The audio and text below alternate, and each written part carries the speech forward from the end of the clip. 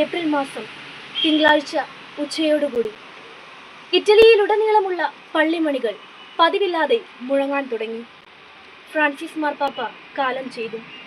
വത്തിക്കാനിൽ Easter ആഘോഷിക്കാനെത്തിയ 35,000-ഓളം പേരെ അനുഗ്രഹിച്ചുകൊണ്ട് saint Peter's സ്ക്വയറിന്റെ ബാൽക്കണിയിൽ അദ്ദേഹം വന്നുപോയിട്ട് മണിക്കൂറുകൾ പോലും കഴിഞ്ഞിരുന്നില്ല.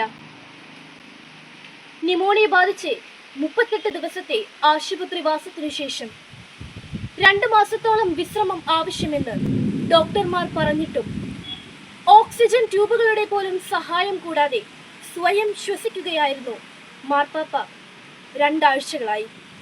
പതിവ് പോലെ തന്നെ തൻ്റെ സന്ദർശകരെ സ്വീകരിച്ചു. ജീവിതത്തിന്റെ നാനാതുറകളിലുള്ള ആളുകളെ കണ്ടുമുട്ടി.